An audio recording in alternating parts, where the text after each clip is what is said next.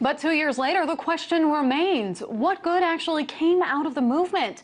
The banks are still bigger than ever. The penalty for their risky behavior was more of a slap on the wrist than a real punishment. As an example, JP Chase agrees to pay $800 million in fees for a multi-billion-dollar trading loss case known as the London Whale. $1,800 million sounds like a lot to you and me, but it is chump change for this bank. One positive thing did happen, though. JP Morgan will acknowledge that it should have caught the problem faster. The settlement, which reflects a somewhat tougher line now being taken by the SEC, is seeking admissions from defendants. Also will require the bank to admit that its lax controls allow traders in a unit in London to build the risky position and cover up their losses. So they're admitting guilt. But is this the kind of punishment the Occupy Wall Street movement was looking for? Are Occupy protesters satisfied with the results of the movement? Here to bring us some answers to those questions are Occupy activists Sam Jewler and Ilana Alazzeh, and they're in our DC studio, and in our New York studio, Mike Perlman. Mike is the director of the film The 99% Occupy Everywhere.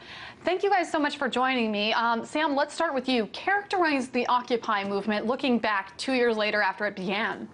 Well, I think now people don't see Occupy in the headlines as much the way they did before and kind of assume that it has gone away or something. But I think for us and for a lot of people who were involved, it really connected us with each other. And like before it started, I think a lot of us were kind of felt alone in our politics and alone in our frustration around the country. And Occupy brought us together in a real way, a very deep way. It kind of radicalized us. It showed us that, like, you know, we have legitimate critiques that a lot of the country identifies with, and that it's going to take a lot of civil disobedience and a lot of outrage to start to change things. And it's really connected us. And since then, a lot of us have worked together on a lot of labor-related things, a lot of anti-war, all kinds of issues have been re-energized. And I think it's brought new teeth to the left that were really needed. And Mike, you directed a documentary about the Occupy movement. What kind of narrative did that documentary set up? Yeah, it was really important when I went down to Zuccotti Park and spent time and then began listening and then joining different groups and helping to organize actions, that I saw and heard a lot of people speaking very intelligently and passionately about our critical issues of our day and offering solutions. But I wasn't seeing that narrative being told in the press and or in the mainstream media. And that's why we were compelled to make this film. We've been making documentary films for more than a decade now. And the common thread has been a struggle for freedom and justice told through emotional stories. And I thought that through Occupy, that would be a great way to do it.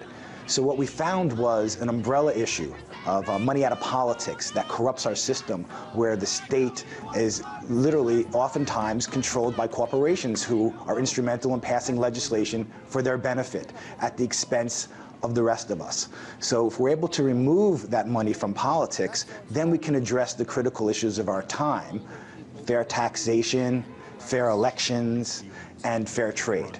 And so that's the umbrella in which we developed the film. And we were very happy to have Jeffrey Sachs in the film, a very well-known economist. He connects the dots in a very concrete way. And we were just amazed to find out that with fair taxation, simply the same taxes being paid by the wealthy and the corporations that the middle class are paying, we could raise more than $500 billion a year, which would be more than enough money for preschool through college education for free for all Americans. We could rebuild an infrastructure with a green grid. We can create millions of good-paying American jobs. So that's the type of thing that we found out and we wanted to show in the film. Ilana, what work is still going on today? I mean, obviously the tents are down, but things are still happening, right?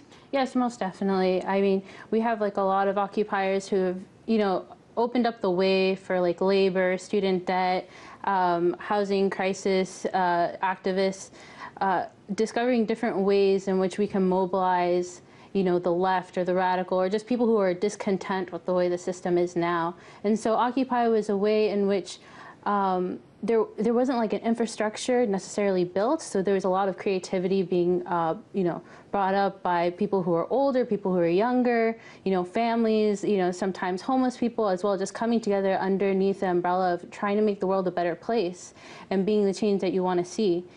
So, we have like all of these types of people who just want a better world coming together and bouncing off ideas off of each other. And you have a lot of leftist groups, whether it be unions, whether it be other, radical groups that have been using different tactics that have been developed by Occupy.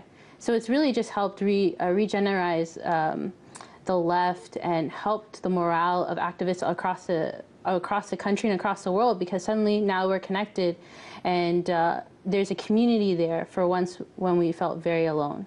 Sam, we can't help when we talk about the Occupy movement 2 years later to ask what the tangible results are. Are there any tangible results? I mean, as I was mentioning, the banks are still huge. The disparity between the rich and the poor is still massive and growing. So what tangible results are there? Yeah, and these are huge problems that are going to take a long time to rectify. But like Ilana said, I think we've really empowered the left and connected the left, and we personally know many people who we struggled with in McPherson Square who have gone on to do labor organizing here in DC, in New York, in Chicago, and along with those people have come those tactics of civil disobedience and really making big demands and bringing some anger and some fight to it. Well, I mean, just the idea that what 99% means or what the 1% means, that's like a huge improvement. And that, for instance, when Mitt Romney, the whole 47% thing came about, people automatically knew what he was talking about, and it resonated with them from like 99% to 47%. What does that mean for the country?